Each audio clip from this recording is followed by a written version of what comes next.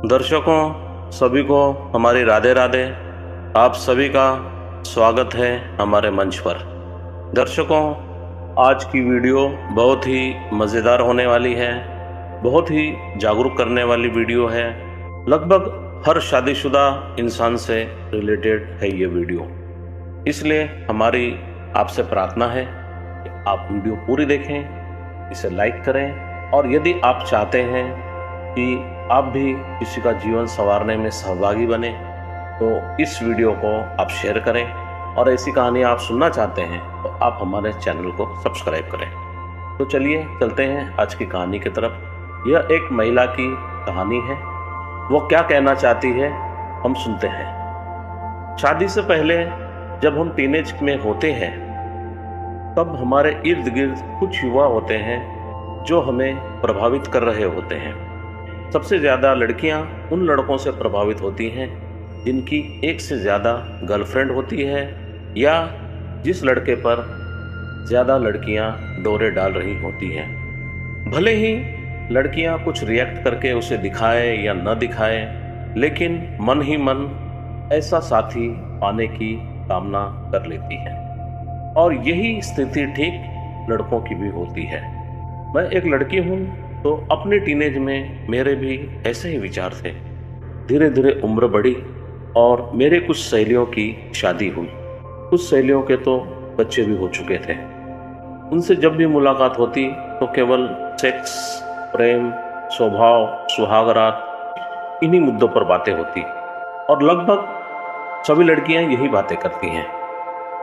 इसके पीछे भी बहुत सारी बातें होती हैं, लेकिन उसकी ना तो चर्चा होती है, ना हम पूछते हैं और ना वो बताती हैं।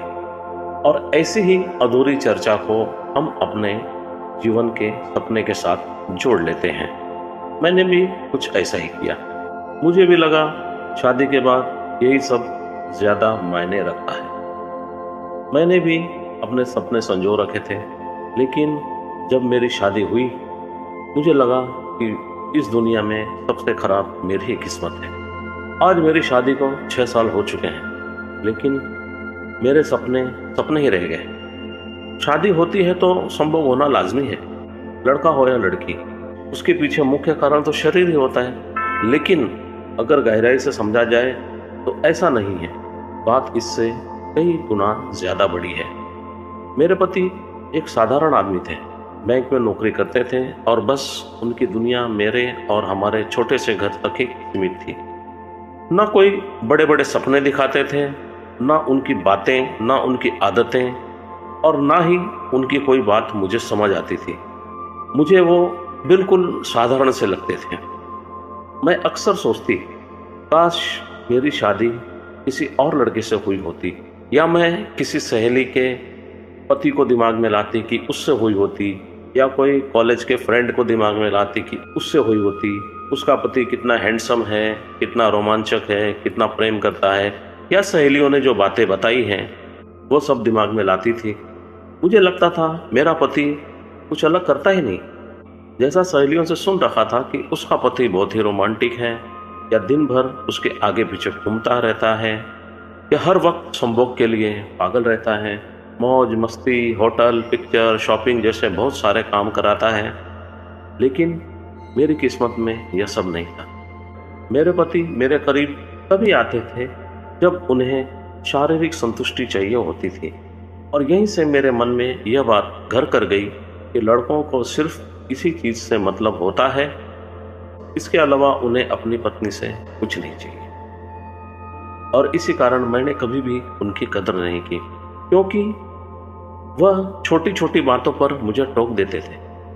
कभी कपड़े सही नहीं पहने, कभी दाल में नमक ज़्यादा डाल दिया, बच्चों की पढ़ाई का ध्यान नहीं रखती, होमवर्क मेरे बच्चों का वही कराते थे। होमवर्क करते करते थक कर वहीं पर सो जाते थे। मुझे उन पर बहुत गुस्सा आता, लेकिन फिर भी विरोध नहीं करती, क्योंकि भारतीय नारी थी।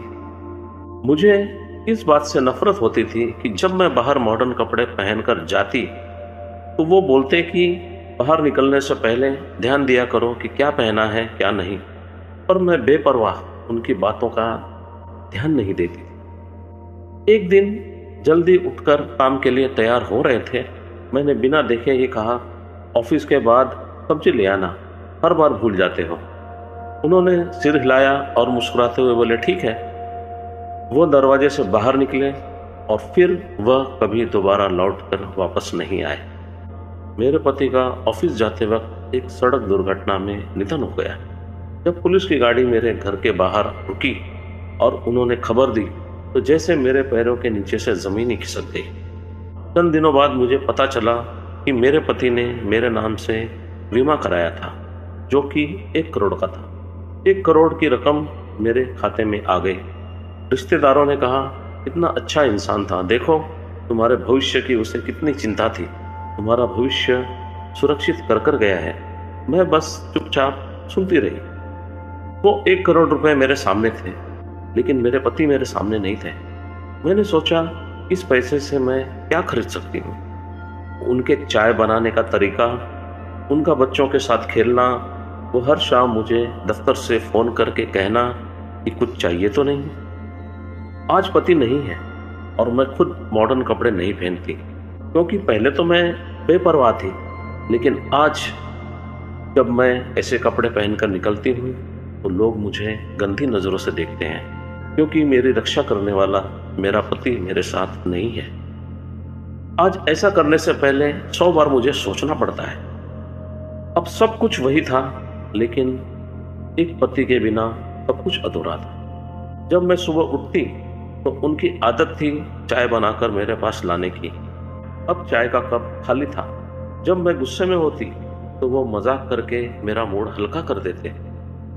अब वो खामोशी थी जो मेरे दिल को हर दिन तोड़ती जा रही थी। मुझे याद आता है कैसे वो हर महीने सैलरी मिलते ही मेरे लिए चुपचाप मेरे पसंद की साड़ी खरीद लाते थे। मैं शिकायत करती, ज़रूरत नहीं थी, पैसे बचाया करो, और वो कहते हैं तुम्हारे मुस्कान के लिए इतना खर्च तो कर ही सकता हूँ। अब मुझे एहसास हुआ कि वो छोटे छोटे पल ही असली खुशियाँ थी। वो साधारण पल ही मेरे जिंदगी का आधार थे। जिन बातों को मैं नज़रअंदाज करती थी, आज वही मेरी सबसे कीमती यादें हैं। मुझे जीवन का ऐसा सबक मिला कि आज मैं अपने आप को माफ नहीं कर पा रही हूँ। अब मैं अकेली हूँ तो हर पल पति को महसूस करती हूँ। हर चीज, हर कोना उनकी याद दिलाता है। जो बातें पहले मुझे शिकायतें लगती थी, आज वही मेरी सबसे कीमती यादें हैं। पैसे से सब कुछ खरीदा जा सकता है, लेकिन वो जो रिश्ता, जो प्यार, जो अपनापन पति ने मुझे दिया, उसे कोई नहीं दे सकता। अब मैं समझती हूँ कि प्यार दिखावा नहीं होता, बल्कि छोटी छोटी चीज़ों में छुपा होता है। काश मैंने उनकी कदर पहले की होती, काश मैंने हर छोटी बात को समझा होता, पर अब सिर्फ यही सोचती हूँ। उनकी कमी हर पल मुझे महसूस होती है। आज मैं नए लड़कियों की पोस्ट और वीडियो देखती हूँ, उस पे वो पति की बुराई करती हैं, और ज़्यादातर महिलाएं आज अपने पति से संतुष्ट नहीं हैं और रोज़ घर में किसी न किसी बात को लेकर क्लेश करती है।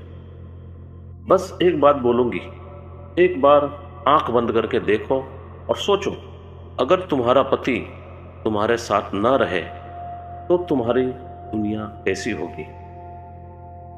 1 मिनट के लिए सोचकर देख लेना, आपकी दुनिया ही बदल जाए। आपका पति आपसे कितना प्यार करता है, कितना नहीं करता है, इसकी चिंता छोड़िए, आप उससे प्यार करिए।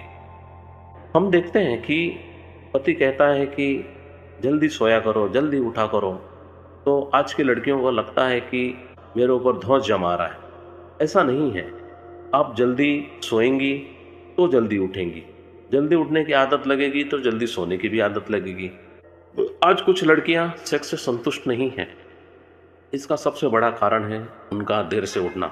अब लड़कियां कहेंगी देर से उठने से क्या लेना देना, होता है लेना देना। यदि आप सुबह 5 बजे उठेंगी तो यकीनन आपको 9 बजे सोने की आदत पड़ जाएगी। आप एक चीज़ सोचिए कि आपका पति सुबह ऑफिस जाता है, रात को लेट आता है, उसके बाद आप खाना बनाती हैं, खाते खाते 11-12 बज जाते हैं। 1 घंटा उसको आराम करने में लगता है, सोता है, 1-1.5 बज जाता है सोने में। फिर उसे सुबह 8-9 बजे ऑफिस जाना होता है। तो वो आपके साथ समय कब बिताएगा।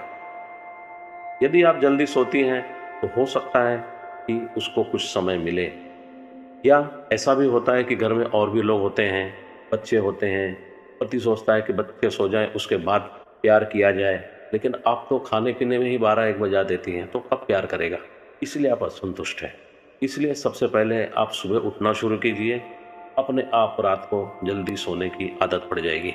ये बातें हो सकता है आपको लगता हो कि ये बातें मायने नहीं रखती, लेकिन ये बातें बहुत मायने रखती हैं। तो दर्शकों, यह वीडियो कैसी लगी आप हमें कमेंट में ज़रूर बताइएगा, और वीडियो अच्छी लगी हो तो आप इसे लाइक करें और ज़्यादा से ज़्यादा शेयर करें, ताकि हर घर तक ये वीडियो पहुंच जाए। और यदि आपको ऐसी कहानियाँ अच्छी लगती हैं तो आप हमारे चैनल को अभी सब्सक्राइब करें और बेल आइकन दबाना बिल्कुल ना भूलें, ताकि आने वाली नई वीडियो की नोटिफिकेशन आपको सही समय पर मिल सके। तो दर्शकों, आज के लिए बस इतना ही। इजाज़त चाहते हैं, मिलते हैं फिर एक नई वीडियो में नई कहानी के साथ। और अभी तक आपने हमारी पूरी वीडियो देखी, इसके लिए आप सभी का बहुत बहुत धन्यवाद, और आप सभी को हमारी तरफ से राधे राधे।